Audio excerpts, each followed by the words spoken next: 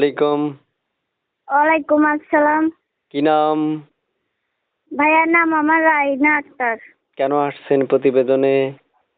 প্রতিবেদনে আছি ভালো একটা মনের মানুষের জন্য ভাইয়া, যে আমার সাথে ডাল ভাত খাওয়াতে পারবে, তার কাছে বিয়ে বসবো। ভালো একটা মনের মানুষ চাই। প্রিয় দর্শক দাঁড়ান, এখনই কল দিয়েন না, আগে চ্যানেলটা সাবস্ক্রাইব করবেন, তারপর ভিডিওতে একটা লাইক দিবেন, এরপর ওনার ফোন করবেন। মনে রাখবেন, সাবস্ক্রাইব যদি আপনি না করেন আপনার কল রিসিভ হবে না। এক্ষুনি চ্যানেলটা সাবস্ক্রাইব করবেন, এরপর কমেন্ট বক্সে আপনি ১ বা ২ যে কোনো একটা সংখ্যা লিখবেন। সংখ্যা লিখবেন এই জন্য বলি, আগামী মাসে আমাদের যে সবচেয়ে বেশি কমেন্ট করবে আমরা তাকে পুরস্কৃত করবো, আর এবং কি তার জীবনসঙ্গী স্বইচ্ছাই সজ্ঞানে তাকে হস্তান্তর করা হবে একটা, যদি সে চায়। তা আপনার প্রয়োজন আপনি কমেন্ট করা এবং পুরো কথাগুলো শোনা, তাকে কল করা। ঠিক আছে? আপনার শুনতে চাই এই মানে আপনার বয়স কত? আমার বয়স 17। বিয়ে হয়েছে? জি না ভাইয়া, বিয়ে হয় নাই। আচ্ছা, তো কেমন বয়সে যাচ্ছেন আপনার জন্য মনে মানুষটা? সে যেমন বয়স হোক, বুড়া হোক, জওয়ান হোক, যে আমার দায়িত্ব নিতে পারবে, তাদের ডাল ভাত খাওয়াতে পারবে, আমি তার কাছেই বিয়ে বসবো। বয়স বেশি হোক কম হোক তাতে আমার কোনো আপত্তি নেই। জি আপু, শুনতে চাচ্ছি আপনার কাছে পড়াশোনা কতটুকু করেছেন? জি না ভাই, আমি পড়াশোনা করতে পারি নাই, বাবা নেই, বাবা থাকলেও না পড়াশোনা করাতো। জি আপু, শুনতে চাচ্ছি আপনার এই লাস্টে ২০৪ নাম্বারটা কার? হ্যাঁ, ২০৪ নাম্বারটা কার? এটা আমার নাম্বার।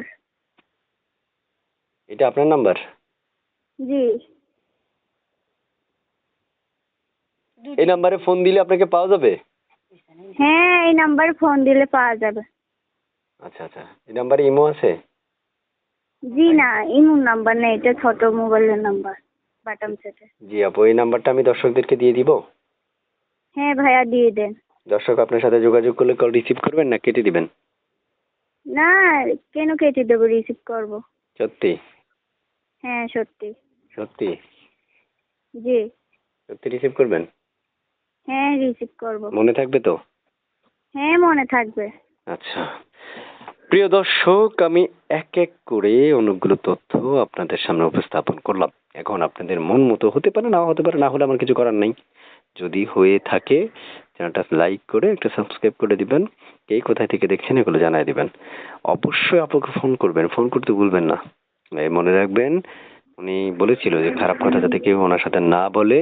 আমি আপনাদের কাছে পুরুষ হিসেবে বলবো যে খারাপ কথা না বলাটাই বেটার। ভালো লাগলে কথা বলবেন, না লাগে নাই, তবে মনে রাখবেন অতিরঞ্জিত কোনো জিনিসই ভালো না। তো ভালো থাকেন আপু, আল্লাহ হাফেজ। ওকে, আর কিছু বলবেন?